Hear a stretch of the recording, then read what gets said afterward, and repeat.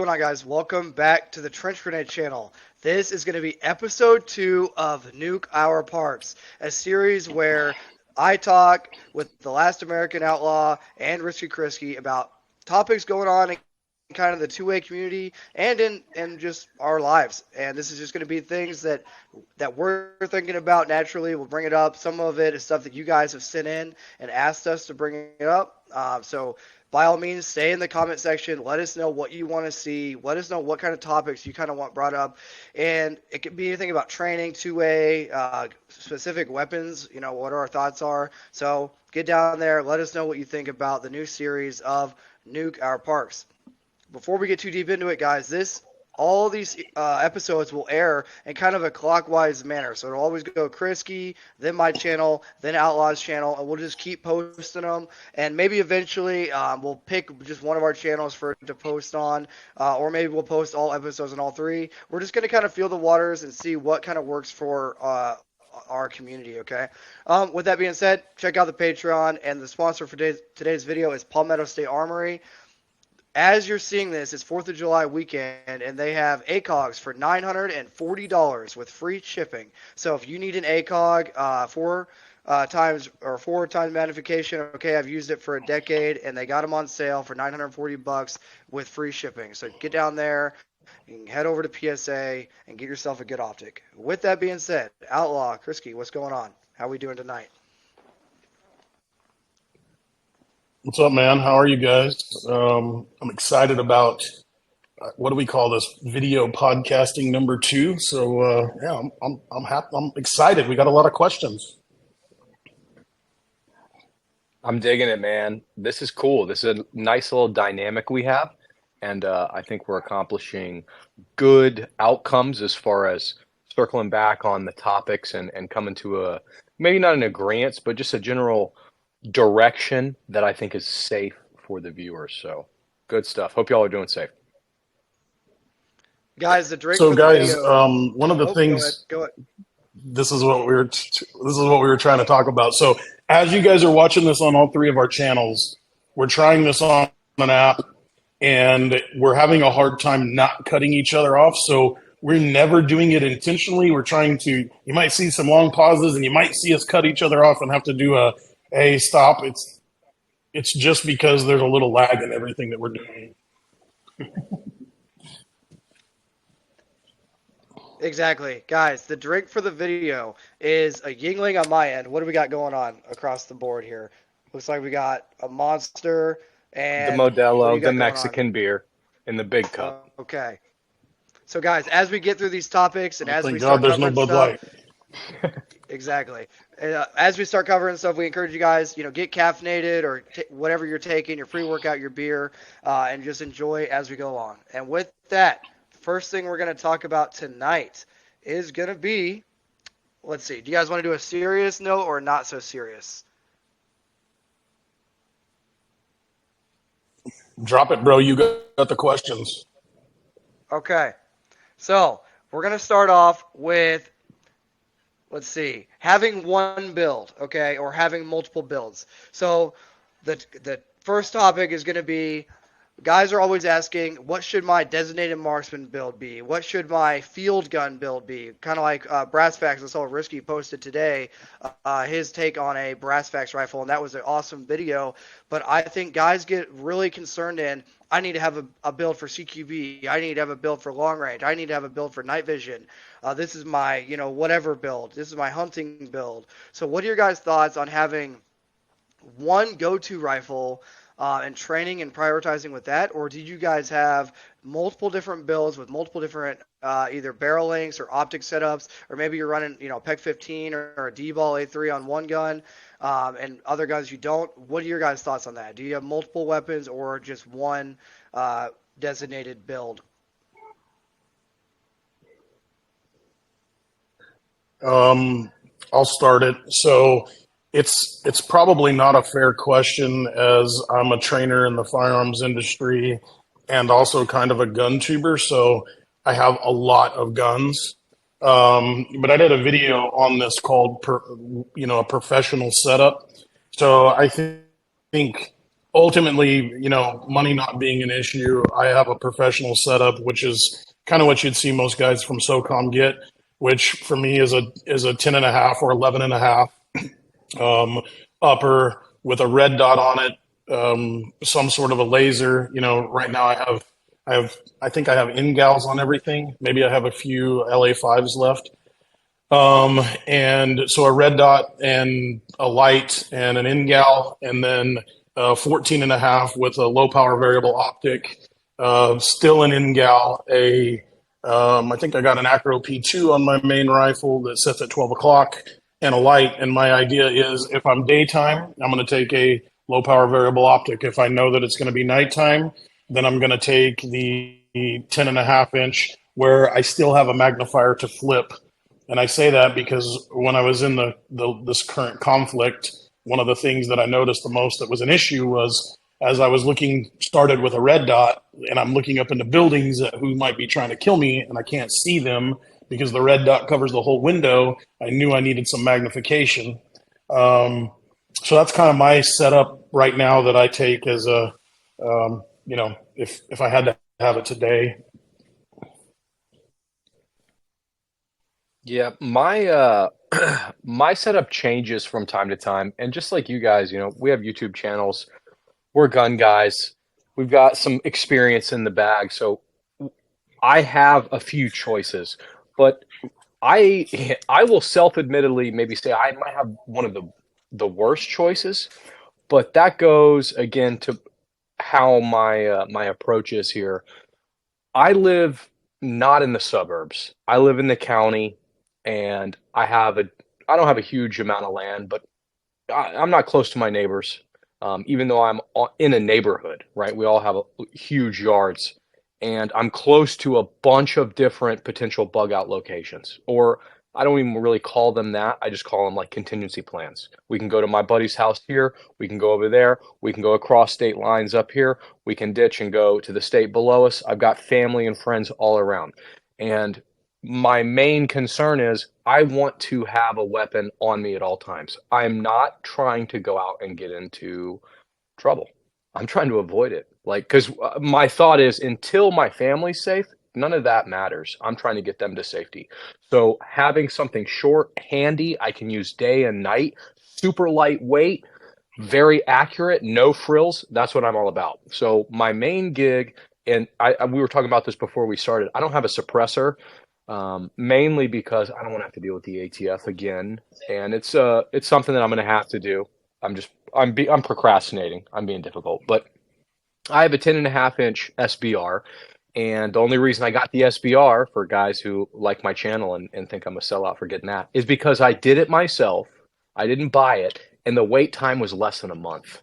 So I did it in 28 days, paid $200, and threw a different stock, or excuse me, a different barrel on my weapon that I already had. So doing that legally in that period of time was excellent. Having to go and wait a potential 3 months to a year or longer, it's annoying. But that being said, I rock a 10.5. I have ear protection with me. I don't plan on shooting it, but it's night capable. It's got a red dot. I just got into a new optic, and we can talk about that later. It's not really the point here, but I agree that magnification helps 100%. My main rifle has a built-in rear sight aperture, like a chopped A2 grip or a chopped A2 handle. It's a Rock River Arms UTE2. So it doesn't lend well to magnifiers and stuff. So I'm working with what I have. But I've got so much money in that gun, and it's an SBR, right? I'm not trying to get rid of that thing anytime soon. It is what it is. So I'm not to cater to that sort of crowd here and to not be so long-winded. There are deficiencies with everything. That's why when you rock the one rifle thing, it's not great in everything. It's why LPVOs aren't great in everything. They're good at most things, but they're still heavy, right? And red dot is super light and fast, but there's no magnification. So they all have their shortcomings. I rock a 10.5 inch SBR with a red dot, and it's night vision capable because I try to avoid fights, and I just want to be prepared day or night. Okay. I mean, so it sounds like everybody has, a little bit different take. So I'll just say my part. I have, unfortunately, and I think Outlaw, we talked about this offline, having a ton of kind of getting into a little bit of the collector realm and having too many weapons and having to turn around and sell a bunch of weapons because you don't have time in the day to go out to the range and shoot all your different builds.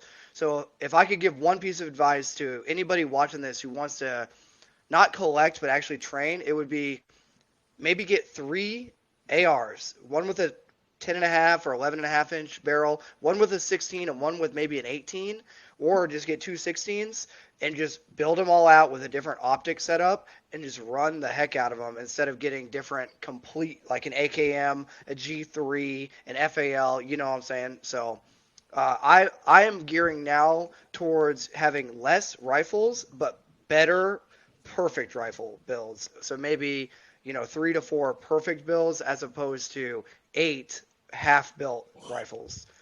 Any closing thoughts on that discussion? So I was visiting Clint Smith, and him and I were talking, and he said, and it's hard to go against the advice of somebody who has, I believe he's the longest trainer in the world, but what he said was, after you get a rifle and you get the optic that you want and you set it up, the next gun you should buy is the identical system as that one, and the next one is identical, and the next one is identical. Um, I don't follow that because we're gun guys and we like guns, so we want to try out everything. But I think if you're not a gun guy and you just have this as a purpose and this isn't your I don't know what you would say is this isn't something that you think you need to touch every gun there is, then that's really good advice. If you're going to have three or four or five, have three or four or five the same. Yeah, I agree. I like the idea of having a bunch. Um, I look at it more as a trial and error for most people. You have the extreme far ends of the scale of the people who will literally only buy once, cry once. You'll have people who will never stop selling guns and buying new ones. But I think most people will buy one at a little bit lower of a cost. They'll get into it. They might change the optic out a couple of times, maybe buy another one more expensive, and then finally upgrade to the optic of their choice. My advice is knowing in advance you probably will buy multiple rifles or change it at some point, get the most generic thing there is, right? Get an aim point, red dot, or an ACOG or an EOTech, and like we said in episode one, and like a Colt or a BCM or a Daniel Defense, if you can afford it. If you can do that, that's the move, right? Because then even if you say I want more optic or I want something else, okay, cool.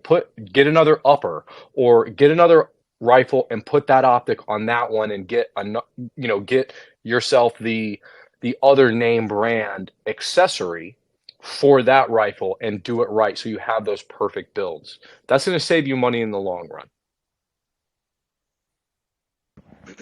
Right. And obviously, guys, weapons are an investment. So if you're out there and you're like, trench grenade, I have 400,000 in savings. Yeah, you need to go out. You need to order thousands and thousands of rounds. You need to make sure your community, your 9-man Minuteman team that Risky's always talking about that no one ever actually builds. He's right, because people don't actually develop these communities and actually make sure everyone on their Minuteman, squad are actually equipped. So if you're the guy sitting here, you're like, I got $200,000 in savings.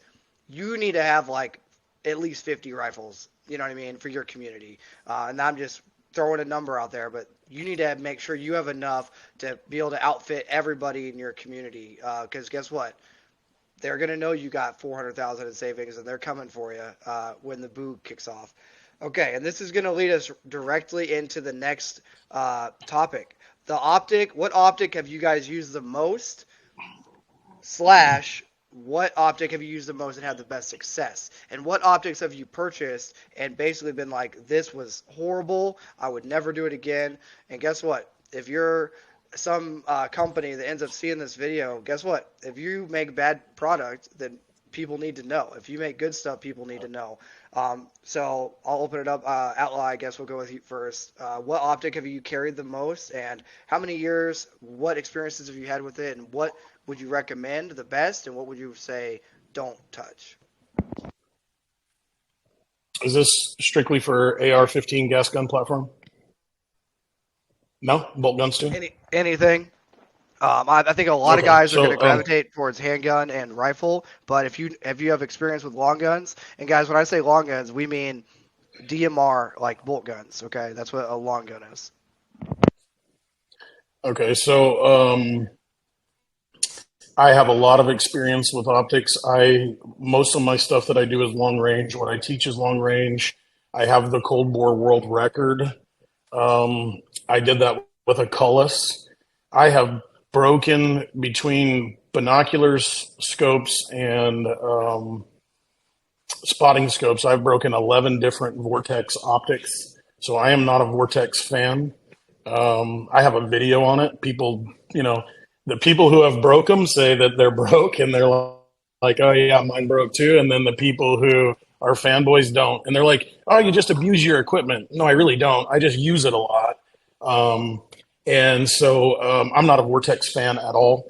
Um, Cullis is an amazing scope. When it comes to Trijicon, everything Trijicon makes is kind of bomb proof as long as you don't get into the so there's only two companies that make like I say only two companies. There's a company in Japan that makes almost every scope that you guys get into. So this is where I guess everybody can go on hating me. Um, all the scopes, Leupold makes their own scopes. Swarovski makes their own scopes. Cullis is a part of Swarovski. Zeiss, Hensoldt, most everything else is light optical. So when you're like, hey, my favorite scope versus my favorite scope, they're made at the same place with the same parts by the same people, and they all. Man, I don't know how much of this I should be saying. They're not very Yeah. expensive, and so you just really buying brand. So I try to say scopes that are handmade. So like right now, if you said, hey, let's go Schmidt and Bender, as long as you don't own a Schmidt and Bender from 2015 to 2018 in those year models, they had a lot of problems. But before that or after that, they're bomb proof. Cullis is bomb proof. Um, the the Navy is using RMRs when it comes to small dots. I've never had a problem with the RMR Type 2. I've actually never had a problem with the Leupold Delta Point. The Army runs those. Um, and then the new aim point, like I'm an aim point fan, so pick an aim point product. That's kind of where I'm standing. Risky, what about you? I got a lot of thoughts on this, but to agree with you up front and make it short, aim point all the way. I've said it from day one. I've ran, and a lot of people know me because they know I run prism scopes, but I've also said from day one, I like the prism scope for an SHTF without rule of law thought process where batteries and longevity is key. So having an etched reticle that is very low power that can still be used without batteries 10 years from now, that's huge, right? With ranging functions. But for right now, an aim point dot, I know how to hold an aim point between 1 and 400ish yards, and up close you can't beat it, and the battery life's insane on them. They're not going to break unless you do something that's going to break the whole rifle. They'll be fine. I've never broken one. Now I've broken an ACOG, and I've said it, and I'll tell this story a million times. I've broken an ACOG one time, but I burned in on a jump. I hit my reserve didn't even work right. So I hit really hard and I shattered the upper and lower receiver of the M4 in the process, and my nods and my ruck. All of it broke. So short of that, I've never broken an ACOG, and I was issued ACOGs. I got about 8 years behind them, owned them personally, bought them, never had a problem. I've had every single one of the micro prisms from primary arms. I've had problems with the screws on the mounts that they come with, shearing off. And I'm the guy who torques them down too hard. So just self-admittedly, I'm that guy that strips out screws and stuff. But I broke like 4 screws holding the mounts to the upper receivers of rifles. But I've never had a problem with the actual prisms themselves. And they've all been really accurate, and I've enjoyed them thoroughly. Finally, I broke 2 hollow suns of different types. I broke one that was like an RMR style, and I broke one that was like an Aimpoint Micro clone. In that I shot him, and I don't want to say it was a recoil because it was always on 5.56 guns, but it's that time in which I'm not allowed to talk about, in which people bought RT or not RTF, the force reset triggers, right? Back then, sometime, right? I had a couple of those optics on guns that were shooting like that, and they broke. Like they would switch up reticles mid fire, and it was weird. So that is what it is. But so I don't really. I take Hollow Suns with a grain of salt, a serious grain of salt. So if you're rocking that, you best have iron sights, and might as well have them fixed because I like them. I run Hollow Suns, but I don't trust them with my life. I run ACOGs. I trust them with my life. The Prisms, I trust them with my life. I buy aftermarket mounts. The aim points, I no questions asked, trust them with my life. Good points. I think just to be clear for our audience, you guys should know all three of us are very outspoken on what we think is right and wrong. You can just pick any video.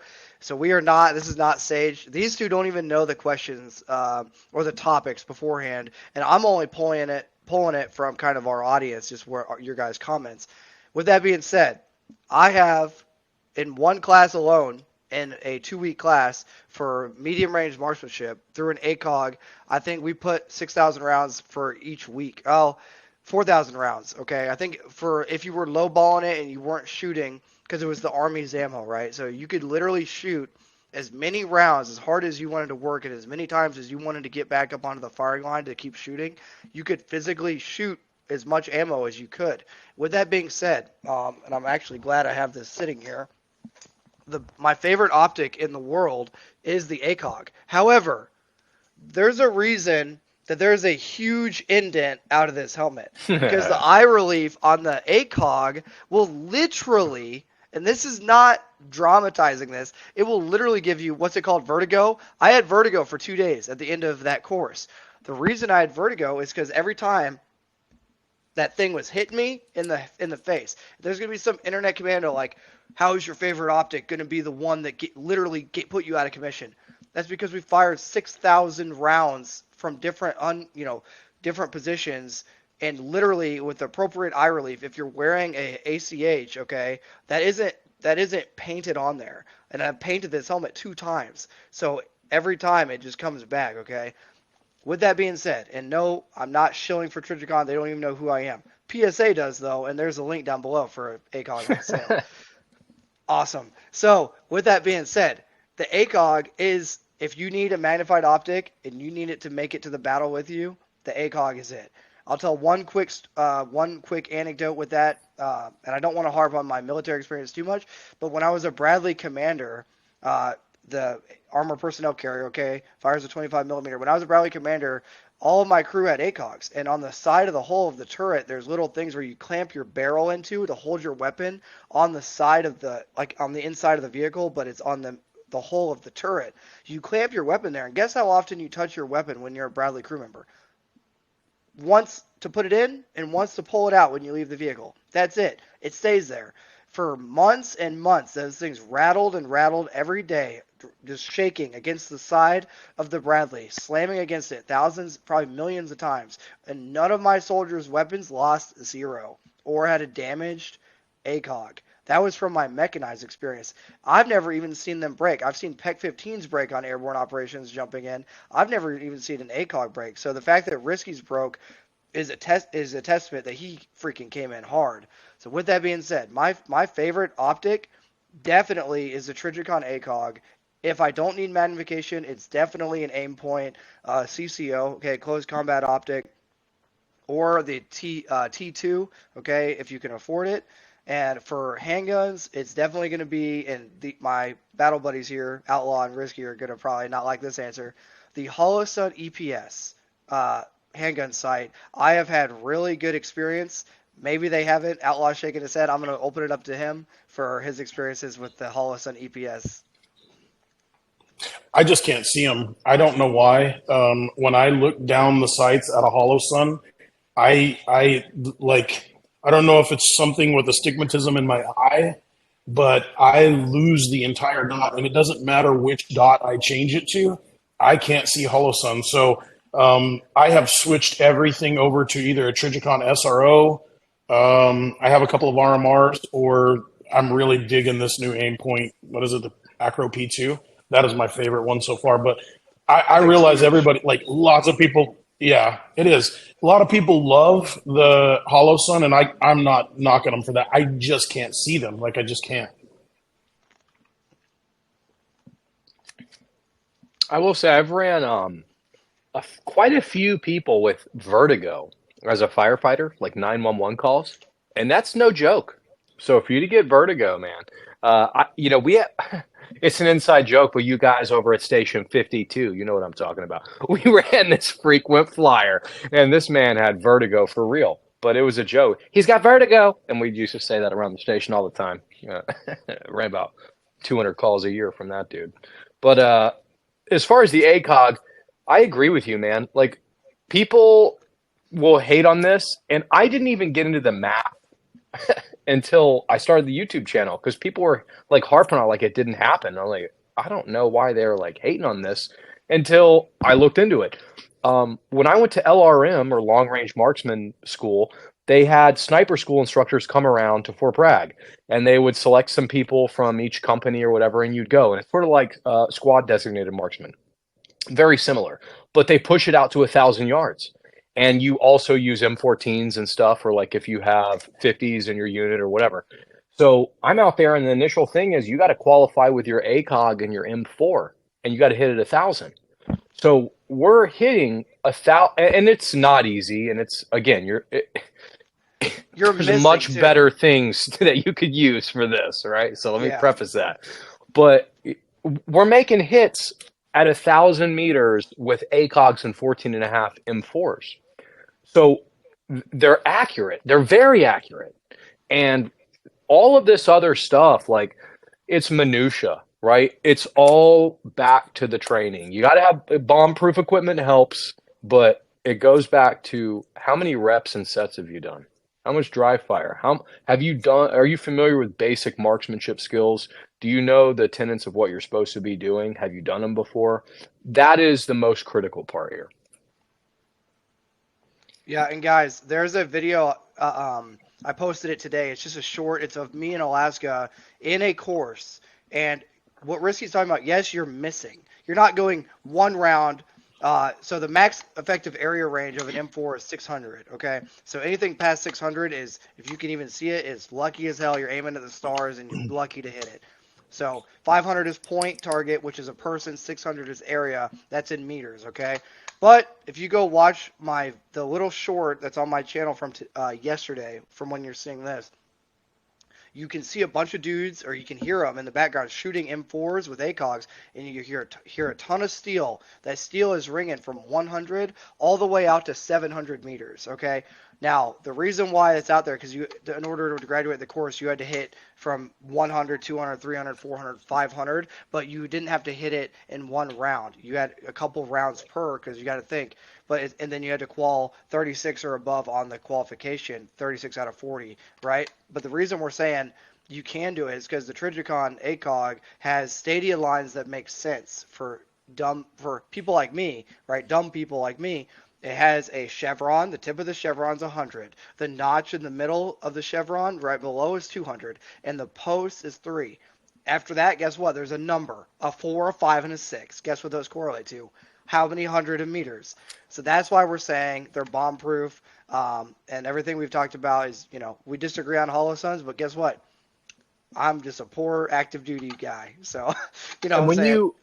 when you look into this as far as like why we're not hitting these all the time at that distance, I mean, and this is the part that I didn't, and a lot of people, they're not even going to understand this. Most guys in the military are not gun guys. I was not a gun guy. I was sent to a school. Like, I was lucky, and I wasn't even a gun guy, right? So I didn't realize till after the fact.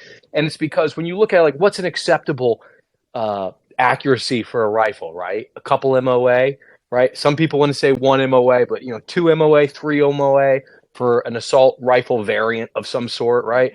So when you look out, multiply that times 10. Yeah, How 2 big's to the 4. average silhouette? 18 inches or whatever. So when we're at 20 inches for a 2 MOA gun at 1,000, you have to do everything right, and you could still miss. So that's kind of the point here. It's not you're not going to outshoot the gun. Odds are. Yeah, and hitting with a 5.56 at 1,000 is you didn't hit it. You were aiming at the hill above the guy. The the the wind somehow miraculously pulled that bullet and it barely touched it because even at 1,000, if you hit with 5.56, the effective range is only out to 600. You got Because lucky on the hold. You got lucky on the wind yeah, call. Everything. Yeah. precisely. And I'm sure Outlaw can talk more to long range shooting and all the things that actually come into effect. But we're talking actually people. If you're getting into long range shooting, one, you need to have a good coach. And when I say a coach, like a good battle buddy to kind of bring you in, tell you, hey, that's a $20,000 pitfall. Don't step on that hole. Come over here, invest $4,000 or $5,000 over here and get the good kit first. You know what I'm saying? Okay. So with that being said, moving on to World War II. We're going back in time. No. Your favorite handgun and I'll say it can be a rifle or a submachine gun or whatever. Your World War II loadout. I'm gonna pee. Y'all continue. I'll be listening in the AirPods. I'll be right back. Okay. All right. All right, I'm gonna go with the 1911. I mean, I took a gun sight class with James Yeager, and I used the 1911 because it was a gun sight, and it made me even more of a 1911 lover. So I'm gonna go with 1911, of course. Oh, geez. I really like the M1 carbine a lot. It's. Was that even a World War II thing, or was it a World War One thing? World War Was it II. World War II? Yeah. What do you mean? Oh, Yeah. the comment section just It's exploded. gonna go They're crazy. like, I know. the comment section I love is that out guy. of control. I had one, and I sold it like an idiot. Yeah. But yeah, I would say that's probably it. I mean, give me a grand. Like, I don't know. Just give me one of those, and we'll just work it. The That's a comment tough one. section just when you said World War One, Just this lit is me what I up. saw. They literally pulled out because most of them probably are carrying a 1911 because they're a FUD. They pulled out their 1911 and they shot their freaking TV. I'm telling you. Oh, they were like, I'm not going to listen to this old guy. Hey, okay, that's fair. I'm just not This a is I don't, M1 carbine. I'm going with the M1 carbine. Give me a grant. I don't care. Just if I got to fight in that war, just give me a gun. well. So you said 1911, and you're going with the M1 carbine. Yeah, I had one. I loved it, dude. It was a great Yeah. gun. Krisky, I hope you heard what just happened. This man I just did. said, okay, what would your loadout be? Okay, so I'm going to take an interesting approach here because we know the M1 carbine was technically considered a PDW, right? So it was supposed to be issued to like Pogues and Ramps, but paratroopers got them. So I'm going to go with my backup weapon is a paratrooper carbine M1 because I'm just, airborne all the way. I got to have that fold in stock. It's amazing. It's so cool. So that's number one. And as my main weapon, right? That was that was my PDW I have on me. I'm going to go, and this is, this might not be allowed, but I don't care. And I think it's called the Stinger. Homeboy, the Marine from World War II that took a 30 caliber rifle or machine gun and modified it. And he was he was just one guy, right? And he had this gun. We need to look this up. Too bad we don't have young Jamie here, since this is Protect Our Parks, to pull it up for us. But It's Nuke Our Parks yeah, there we go. for legal purposes. I think it's called the Stinger. This dude, if y'all don't know this story, I'm going to have to pull this up in next episode. I'm going to talk about this. Is this one Marine, and he had a 30 caliber machine gun, and he put a little pistol grip on it and slung load it and was going to town. So this is the coolest weapon, in my opinion, of World War II. Well, I got a picture here. Man, I just got crushed. I got crushed. What is it? A 30 carbine. Is that what you're talking about? Well, so just the paratrooper caliber? M1 carbine. Oh, I thought you were talking about the Stinger. The Stinger is so if you look at the guy, if you look World War II Stinger machine gun, I think there's a story of a Marine. This is Ian McCollum holding it. Oh yeah, he's probably talking about that story. So guys, Oh, homework for forgotten Risky weapon. Krisky. Next time he has to bring an actual stinger I don't know if to there even the is one. channel. And homework for Outlaw, You're gonna have to make figure one. out when No, I got a what computer war here. what weapons were actually in that war. Okay. I'm gonna So fact check mine, myself here. fact check yourself. So my weapon, while he's looking that up, would be the PPSH or the Papa Shah, if you're saying it properly, from the The Soviet Papa Union. Show. Okay, the Papa Shah. Papa Shah means daddy. Okay, they literally had they called their submachine gun daddy. The PPSH 41. I would have that with the drum mags. Now the drum mags have to be actually matching serial numbers to the weapon, or they don't function reliably. So I would just have a ton. I'd probably have like, oh, let's just get crazy with it. I'd have four drums, and then my sidearm would be a 1911. And then I just once I run out of ammo with my Papa Shaw, I just sit there and I'd let uh, Last American Outlaw over there with his World War One M1 carbine cover me. I'm never gonna let you live that down, and your picture of my phone is now gonna be an M1 carbine from World War One. From World War So One. I Fair. got I got the deets here. Tony Stein was a Marine who won the Medal of Honor in the Battle of Iwo Jima, and he had a stinger. And they called it the stinger because it provided quite the sting if you got hit with it, clearly. It's a But 30 yeah, 30 caliber machine gun that will literally it's a you're dead. It's yeah. over. It's a battle He won the rifle Medal of carbine. Honor with it. So there was only a handful of them that were modified into the stinger role, and they were used in the Pacific Theater by Marines. Nasty. Of course, it was a Marine, right? Yeah, Yeah. those guys are monsters. All right. So we cheated. Risky cheated because he picked a crew served weapon and a carbine. You So know, I was a gunner. I'll have another one for next episode. Okay. Here we go. Um on the count of three, everyone's gonna say if they had to have one barrel length for the rest of their life on 5.56, what would it be? Three, two, one, go. 16. 12.5. 16. That's Okay. funny. Why 16 outlaw? Well, I'm 16 probably shoots the ammo, like whatever choice ammo you're going to shoot, probably it shoots it the best. So if Yep. like a common mistake you're going to see with a lot of guys is they're like, well, hey, I'm preparing for WROL and I'm buying all of this 55 grain full metal jacket. Well, if that's going to be your ammo that you're going to shoot people with, or targets of opportunity is probably what I should say. Maybe we should cut that out. But then you should shoot a 20-inch barrel or In an Minecraft. 18-inch barrel He's talking about Minecraft. in See, we're good. Minecraft. Yeah, I'm talking about Minecraft. And then if you're going to shoot anything below that, like if you're going to shoot real targets of opportunity, you should do it with like it's undisputed 77 grain Sierra Match Kings or 70 grain Barnes TSX. Especially if you're going to shoot a short barrel. So if you're going to shoot a 10.5-inch barrel, then you need to be shooting 77s or 70s. But if you want the one that's kind of going to do it all, 16, 18 if you're really going to stick with those 55s. So that's what I'm going to say.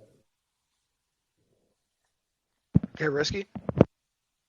I just think 16 is fine. Like it's people always want to go shorter, and I mean I have an SBR, right? Like I am the guy who goes shorter with it. But if I only have one to choose from, it's the best of both worlds. It's short enough to clear with, it's short enough to be convenient enough, right? But it has enough barrel length to where you're not lacking.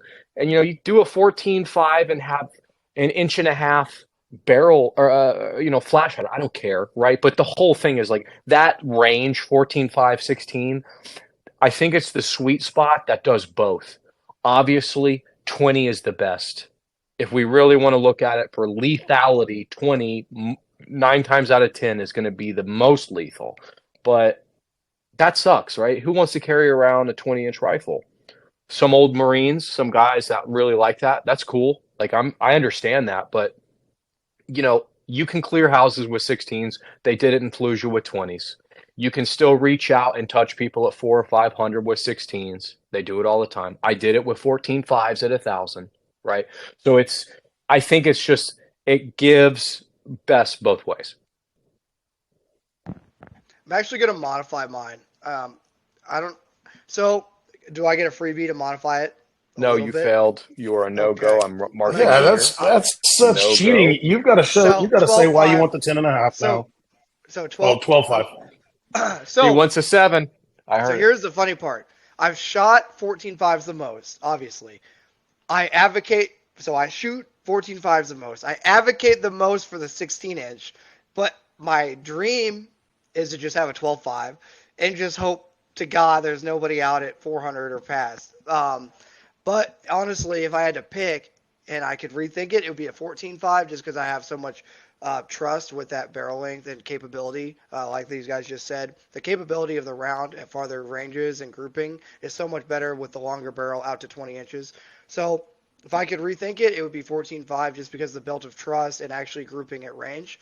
But if they make me stick with my answer, 12.5 for the average American.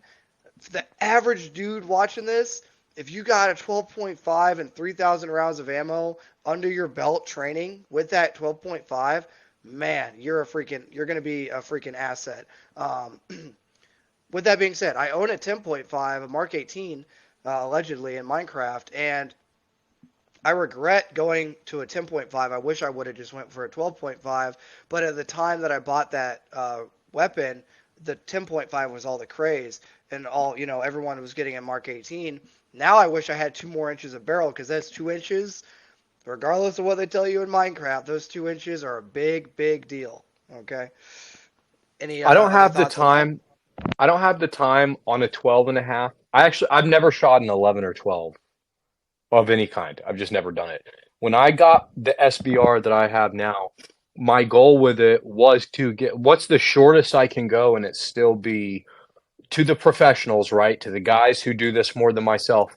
What is the shortest that they trust? And they all said what 10.3, right? For the Mark 10.5. or Well, yeah, for the Mark 18. 10.3 technically is what it is, but Yeah, everyone calls it 10.5. Technically, those guys now, because the guys that were saying that were literally shooting people within 6 feet from them, and they weren't armored, and then most of the people they were shooting were in their sleep, waking up, reaching for an AK, and getting shot in the face. Okay, so you got to think the guys that are saying 10.5, they also had a suppressor on the end of that weapon. So what they're saying 10.5, what they really should be saying to you is 16 because the overall length is more of a 16-inch gun with that suppressor. So when you hear operators talk about, oh, I love my 10.3 and I never needed anything else and it was amazing. When they hear that, remember they had a suppressor, they had a aim point, and they were under nods, and they were shooting people from 6 feet away most of the time, within 100 meters, right? Within 100 meters, and the people that were fighting probably didn't have night vision. They had, other things, but and I'm not trying to discount anything from these people, but just keep that in mind. That the reason they're saying 10.3 or 10.5 was just fine because they were canoeing people within feet, this is most of the time. unbelievable. My entire rifle choice and decision has been discounted just now. I'm just kidding. No, these are great points, right? Like when I bought it, the 12.5, like what even was that, right? People were talking about 11 and a half and I buy it and I'm like, "Oh my God, admin's got an 11 and a half diamond carbine? I thought it was a 10 and a half." And I'm sitting there like, "Oh, it doesn't matter." Yeah, like this is the best part. Here, you ready for it? All you guys who are listening? It doesn't matter. Just go shoot. Just train harder, right? Like it'll be all right. Figure it out. Now you know. Hey, there's other things with more lethality. Hey, this might be better. This might, but if something happens tomorrow, it's best that you get good with what you got. And if you haven't bought it yet, hey, learn from our mistakes, right? That's why we do this. We don't do this so you can screw up and buy the wrong thing and waste money. We don't do this so you can buy our stuff and just make us money. We're getting canceled everywhere, right? I'm happy that you're here watching this. That's blowing my mind, right? That people are here tuning into us talking. So learn from our mistakes. Yes, 10 and a halfs are cool. I like it because I don't want to get into a fight. If I have to use it, that means something has gone wrong in my world as a father, as somebody with my preparations, generally speaking. But if you haven't got that rifle, we're all saying get the longer rifle, generally speaking, right? Besides trench here, right? But the majority, 3 out of 2, or 2 out of 3. Don't worry about it. It's not the end of the world. Man, just like the World War One carbine, got me good. Good points. And guys, whatever weapon you have, if you have a 16-inch PSA, shoot it. If it's an older one, shoot it till it breaks. Replace that bolt carrier group and just keep shooting it. And replace it with an Um, 18-inch PSA. Oh, there it is, 18-inch. 18-inch is a vibe. Because here's the little known secret about an this 18-inch. one's ugly. Hey, but here's a little known secret. 18-inch is a lot of velocity. So you're going to get that 500-meter hit more likely than with a 14.5. Okay. Let's see. Y'all So want me to ugly. back? Do y'all want me to back you into a corner or here? We'll do this. How much ammo is enough ammo? And here's the rules. You get 4 to 5 sentences of why to justify your option. How much ammo is enough ammo for the person listening, not for us, because we all have the silo that we don't tell them about, where you can literally swim in ammo that we all share. I feel But like the 4 to 5 sentence rule was made because of me. I want to make a note here. no, it's because I will have another Taking this question for you, right? personally. Trench is calling me out So on the internet. so Risky has to go first. How much ammo? How much ammo is enough for the average Zoomer watching this channel right now? Go.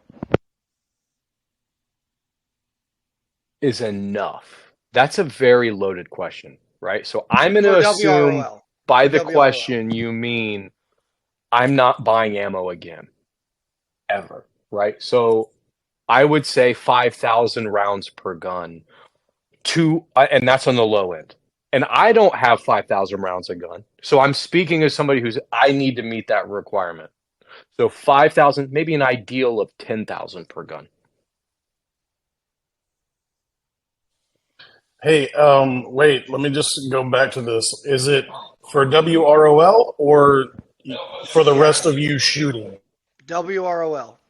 So assuming today it ends, how much you need on hand, not training, like not stuff that you're going to take out and train with, stuff that you're constantly replenishing to what number would that be? So if today it's like, hey, there's no more bottled water or electricity, the ammo you have now is going to feel a lot more important immediately. You know what I'm saying?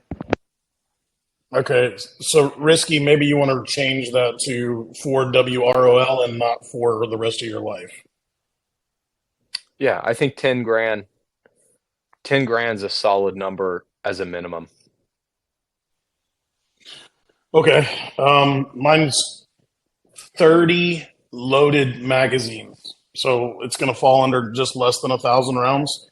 But I don't think you should have loose rounds. So I'm going to say 30 loaded magazines. And oddly, I have this a bunch. I just asked this question to a bunch of people to do a video on. So 30 loaded magazines is mine. Ooh, I like this. That's so vastly different. That is That's insane. no, And I like it. That's I realistic. like it. That's very And realistic. so for me, if I'm being real, I'll be real with all y'all. Again, cheers if you're watching this at home. This is what I do when I go. So if you're watching my channel, you know I shoot a lot. And Risky came out and did it a couple days with me on the range. We shoot drills the whole time, and it sucks. And we drink as much water as you can. You shoot the whole time, and we track our hits and we're shooting. So whenever I'm at home, I'm playing Battle Bit or Battlefield 5 or whatever I got going on, Battlefield 1, where the World War or the carbines were in World War 1. Whenever I'm drinking, if I sit here and I'm like, dang, I feel like I don't have enough, I'll go on there, I'll buy a case of 5.56, or because I do a lot of shotgun shooting, I'll buy 250 shells of buckshot and a case of 9. That's not every night, but it's whenever I think like, man, I'm starting to neglect this. So I'm breaking my own rule.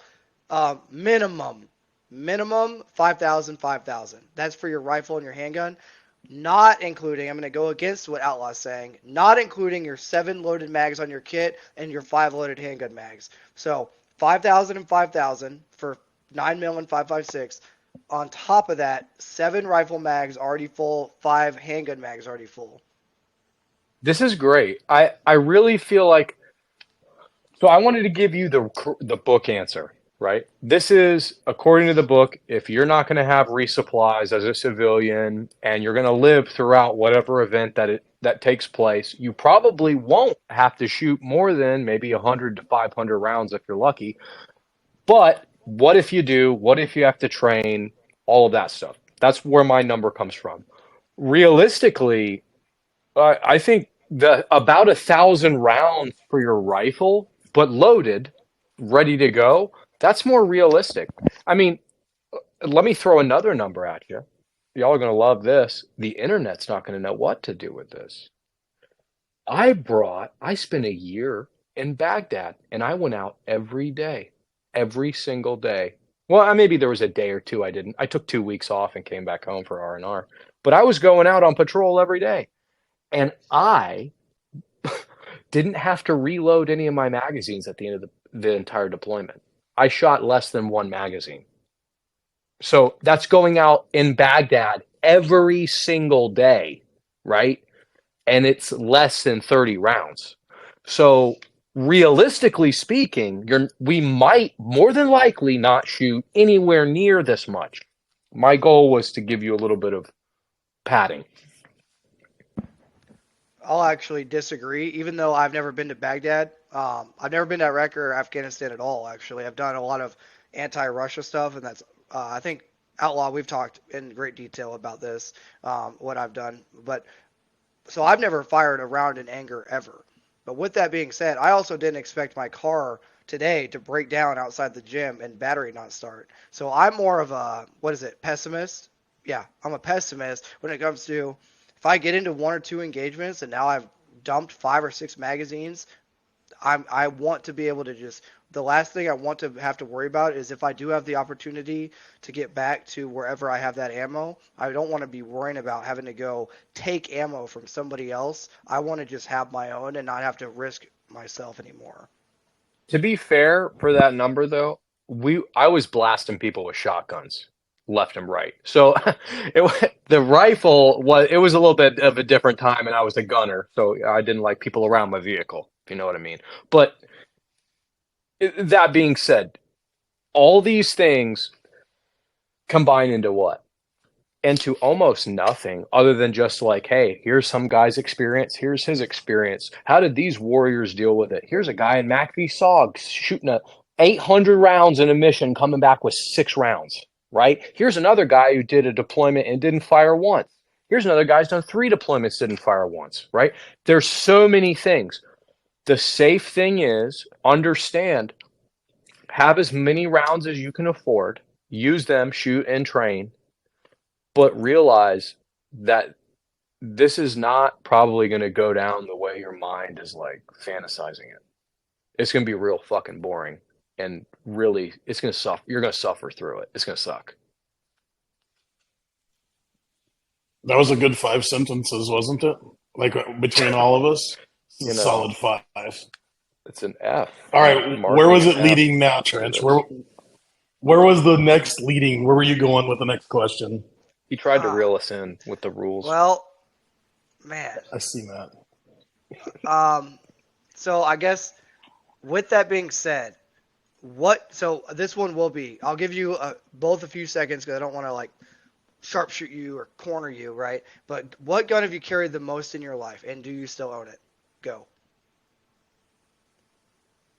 I guess I'll say this. I'll What gun start. have you carried the most and that you still own? That you still own today? Um, a let's see. In 1997, I bought a Glock 22. I carried it every single day for years. I still own it. I don't carry it anymore. I carry a 9 millimeter now, but I would say a Glock pistol. Risky? I got my concealed carry license when I was 21, and my first gun, in retrospect, it's embarrassing, but it was a Glock 23, so it was a 40 cal, but it was the same frame size and everything as a 19. And after that, I got a 19. I've had a ton of Glock since then, but I'm right there. I have a Glock on me every day, and I have since I was 21. I'm 34 now. Okay. Mine would either be a Glock 43X Yep. or a Glock. It's either a Glock 43X or Glock 19X. But it's the one that I've carried the most, right? And that I still own. Okay. And with that being said, so I'll just say Glock 43X. That way I'm not picking two. So we got a Glock 22, a Glock 23, and a Glock 43X. Not sponsored by Glock, but there's a reason we probably all picked that because they freaking work and they're accurate enough, right? Accurate than us, more accurate than us. With that being said, how do you recommend people build trust with their carry gun? And it can be, oh, go out to the range and shoot a million rounds. It can be carry it for X amount of time. It can be get in X amount of gunfights with it, which I hope that you don't have to.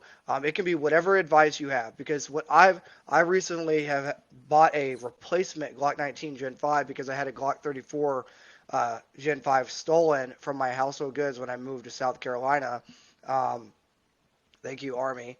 And it wasn't their fault. It was the private company that did it, and just some dirtbag that stole the Glock 34. But I've had to finally replace that Glock with the Glock 19 Gen 5. There's a reason why I have a smaller barrel. We'll talk about it at a different time. But lately on my channel, I've been filming me developing trust and building trust with this new handgun and kind of steps that I take to just make sure that this thing is going to work reliably and efficiently. So, what are some tips you would recommend our viewers use to stay efficient and stay to build trust with that weapon?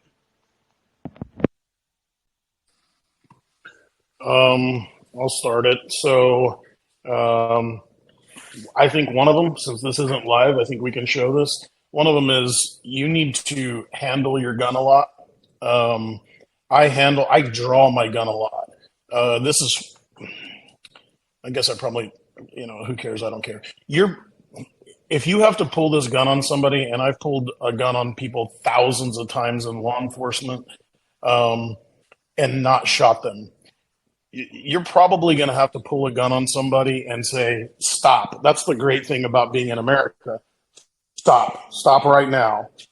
My gun's loaded. There's a bullet in here. If I put my finger on the trigger and pull it, you're going to die.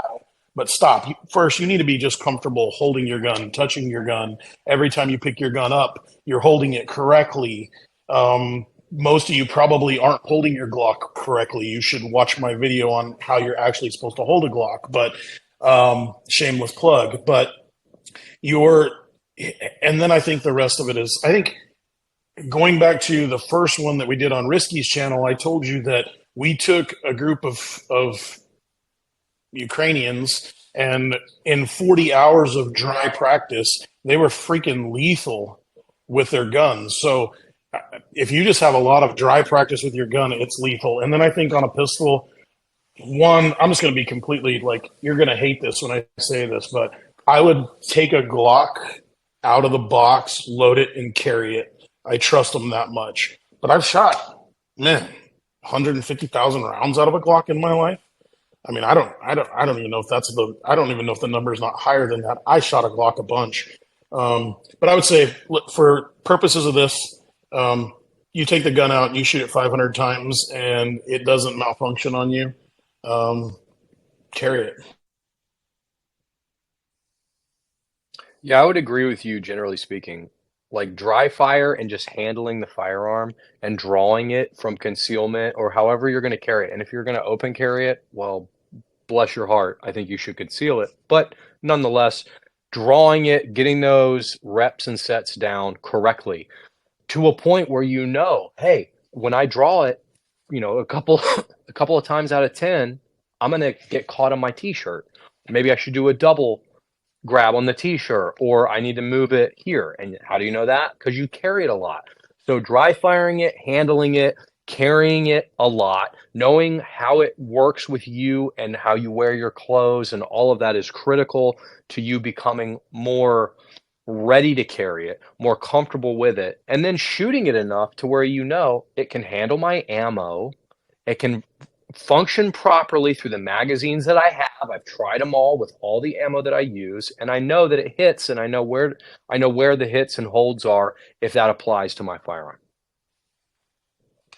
So what if I told so up until about 3 weeks ago, before I bought the new Glock 19 Gen 5, and yes, I own all kinds of Glocks, but allegedly I lost them all in a boating accident. What if I told you that I would have told y'all that I would trust a Glock 19 Gen 3 or Gen 5 out of the box, but I had a malfunction with it's like Federal HST.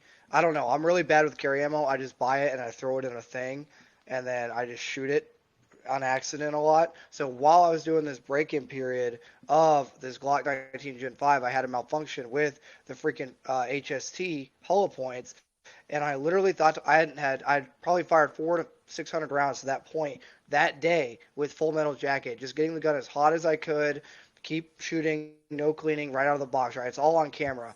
What if I told you that I had a malfunction that day with that gun, and it kind of it made me rethink just trusting just any company because anyone can make mistakes. You can go to Walmart tomorrow and they can mess up your bagging, even though there's Walmarts everywhere, but they can mess up. So if I could have a malfunction with carry ammo on accidentally loading a carry magazine, what are your thoughts on that, Outlaw?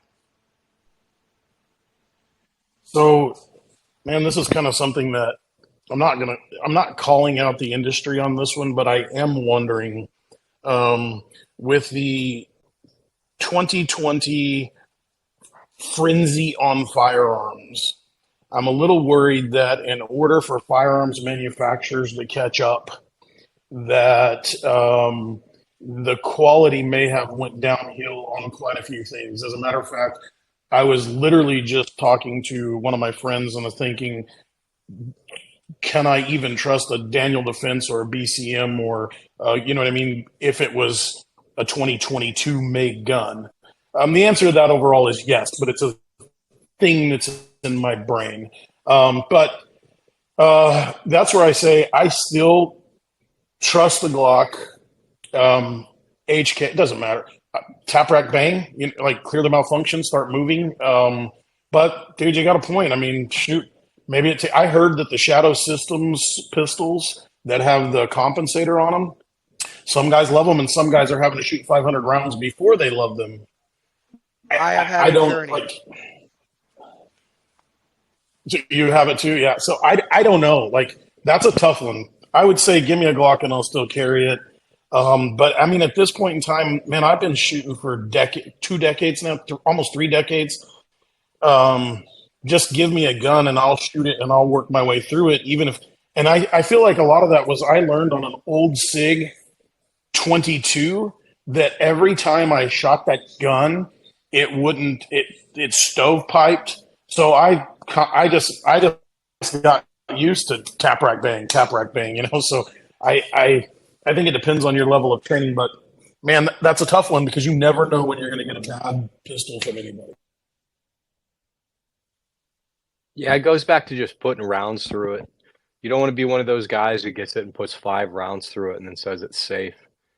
But even if it's not, right, what are you going to do? You're going to have to tap rack bang anyway. So getting that muscle memory down, doing the dry fire, going out there intentionally causing malfunctions in your stuff so that you are forced to deal with it and not just give up the drill, but continue. And like you said, move when you do this, right? Add a little dynamic action there. That's going to be critical. Yeah, the biggest thing for anyone listening is just make sure you actually train with your carry gun before you carry it, preferably. Okay, last one, and we're gonna wrap this thing up. Thoughts on civilian body armor? Should civilians own body armor? And if they are saying things like, "I can't afford it; it's outside my price range," what's a company or something you've seen that you would steer them towards? I guess I'll just answer mine first. T-Rex Arms AC1 Hesco L210 plates. No, they're not NIJ rated or whatever, but guess what? There's a ton of people online that take a rifle and they shoot it a bunch with really good ammo, and guess what? It does pretty good for what you're paying for. It'll stop all handgun ammo, and it stops a lot of freaking common rifle ammo. So AC1 from T-Rex Arms and Hesco L210 plates. What are you guys' thoughts? Should they own it, and what should they get if they should? I'll start. So Do I think you should own it? Do you think you're going to get in a gunfight? Then yeah, I think you should own it. Do I think you're going to be an operator? No, I don't think you are. But you may have to stand guard somewhere, and you don't want somebody to take a shot at you. You may have it inside your truck and run across an active shooter where you have time to get armor and a rifle. So would I have it? Yeah, I would have it. I have it. So I have velocity plates. They're like $2,500. I've got another company, Point Blank, and they were like $3,000. I've got Shot Stop. I shot a lot of Shot Stop. I like it. You have to remember, if you're going to wear armor, you have to be fighting somebody competent enough to hit you in the armor. Um, so I think you should get it. I am not a fan of like AR 500 because it's freaking heavy. But if it's all I had, I would get it. Um, so yeah, I think my answer is yes. As a civilian, if you think you're going to get in a gunfight, you should have it. Um, I would more. I would recommend that you get everything else that you need for your kit before you get it, though. That's my thoughts. Yeah, I'm sort of in the same boat you are. I don't think you should go with AR 500 if you live in a suburban area or have to, if your bug out plan includes getting out of a city in a vehicle or something like that. Yeah, still get it, right? If that's all you can afford. Um, I would agree with Trench here. I think you should go with L1 210s from Hesco if you're on a budget. Go as high a price as you want. Like that's not the point. Get what you can afford if you're into it. But on the cheapest end, I'd say the Hescos. I would say get them from AT Armor because I have a sponsor, but that doesn't really matter. They're not rated officially by the NIJ, but go YouTube it, right? Go watch videos until you determine if you trust it or not, right? That's what you got to do because I trust them. I don't plan on wearing body armor in a lot of situations, but if I'm in a vehicle, if I'm standing guard, if I'm on a neighborhood watch, in that scenario, I'm gonna have it, right? So I don't want to be caught without, and would prefer not to have to deal with potential spalling or weight as it pertains to steel plates. Not that they don't work, and not that they're not great, and that they don't have to get X-rayed if you accidentally drop them. But is that really the main selling point? Not for me. Yeah, guys, it comes down to if you're saying you can't afford plates, okay, how many cigarettes are you smoking? One, probably should stop smoking. Two, how much fast food are you buying? How much stuff are you wasting money on in your life? Prioritize your life. And yes, like Risky said, there's a lot of, as my dogs just go absolutely crazy downstairs. Hopefully you guys can't hear that. Hopefully no one's breaking in right now. I might have put my plates on that are right back here. Um, so, Hesco L210s. So, what it comes down to is prioritize things in your life that it could save your life. So, if you're saying you can't afford it, stop some of those vices for a month or two and buy what you can afford, but buy something that you trust with your life. And I would say avoid steel plates, the spalling, the weight, everything that you're going to run into with steel plates. You're not going to be able to move a mile with steel plates. And if you're like, yes, I can, put 7 mags on, all your sustainment for 48 hours, and I guarantee you're going to be like, Trench, you were right. It's too heavy. I know. Okay. Any closing advice? Any closing advice until they get episode 3? You guys got any closing comments? The only thing I want to say is you guys, between the three of our Instagrams and YouTube pages, ask the questions that you want to ask. I think we've pretty much been through everybody's questions. So ask the questions before we come up with the next episode, and we'll try to answer all of them. Yeah, feel free to DM me or comment on Twitter, Instagram, YouTube, whatever. I'm always on my phone. I should probably lower the screen time a little bit, self-admittedly, but this is a great forum to bounce ideas off. Like, I know we probably agree on more or less the critical failures of the whole argument, right? We could probably come to a consensus on those. The way we get there, the little minutia, we might have different thoughts on. And I think that's really important to highlight because just because we disagreed, like let's say for the ammo, right? That's a great point you brought up. Like the realistic aspect of this and what is triaging it, that's the main purpose for this whole series. It's to help people and get them to from point A to point B quicker with less hiccups and less stress because we've thought about this in advance. We've made these mistakes. We've had the interactions. Why? I don't know, but we can at least maybe pass them on to you. You know what's funny? This just sums it up. To talk about the ammo as closing thoughts, I literally have had a 7.62 by 39 box on my second monitor for like a year now because I'm I'm not cluttered, but I'm sometimes I'll leave ammo when I'm topping on mags coming back. So we all we don't all the three of us are not always going to agree or disagree on, or we're not always going to agree on everything. But that is the point of Nuke Our Parks. Nuke Our Parks is about three different. We got old man in the middle here, Last American Outlaw. He's old, right? Well, then we got the second oldest, okay, Risky Krisky, old school paratrooper before my time, and then me, the new blood paratrooper, drill sergeant. Probably too much energy, right? Keeping us all charging along. But here's the thing. Also, I'm the worst video editor out of the three of us, so then I'm supposed to be the young one, right? But He here's the has thing. a video editor. Oh, that's true. We won't call him out, but He's on top of okay. it. Yeah. So with that being said, we can identify our strengths and weaknesses between the three of us, same way you can with your family and your little squad, your fire team of people that you train with. Talk to those people and tell them where you agree and disagree. Don't be confrontational, but just share your opinions. You may have more of an impact on your friend group than you think you do. Okay? And that doesn't mean go out and be a bully. I'm saying be a leader. Tell people, hey, Risky, I think that AK you bought, just make sure, it's holding up, make sure that mag, whatever, right? Or make sure you're doing this drill, watch this on this drill, make sure you're doing this.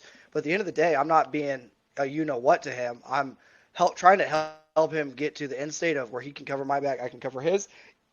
And if I'm wrong, I'll tell him later I'm wrong. But with that being said, this is going to be the conclusion of Nuke Our Parks. Definitely not Protect Our Parks. Nuke Our Parks, Episode 2. Look forward to Nuke Our Parks, Episode 3 on The Last American Outlaw. Post your questions below. We want to see them in the comments. All of these episodes will be premieres. So that means all three of us, unless we're having to do something for training or work, will be in the comment section to talk to you guys one-on-one in the comment section below for the premiere. This hopefully is going to become a very popular thing between our channels, and hopefully we can kind of mold a community of like-minded individuals, not trying to get out there and buy the latest and greatest gear and just put it on a shelf, but trying to buy that gear, figure out where the strengths and weaknesses of that gear are, and make it better as a group. Because at the end of the day, a Risky Krisky or Last American Outlaw subscriber should be able to come in to one of my Minuteman fire teams and know, hey, we got 5.56, 9mm, we're running Glock, we're running an AR, and all have the same type of mentality going into this objective. With that being said, guys, thanks for being here. Thanks for hanging out with us tonight. And until next time, this is going to be Trench Grenade, The Last American Outlaw, and Risky Krisky signing out. Cheers. Nothing discussed in today's video should be taken as legal advice or as a substitute for legal advice. Always remember the 4 rules of firearm safety. Treat your weapon as if it is loaded at all times. Keep your finger straight off the trigger until you're ready to engage. Be aware of your target and its surroundings, and never point your weapon at anything you don't intend to destroy. The Discord server is live. Get in there, get some gaming buddies and some buddies to train with. The Patreon is live. It is the only source of funding for the channel. If you're interested in it, get over there and check out the Patreon. We could sure use your help. Thanks.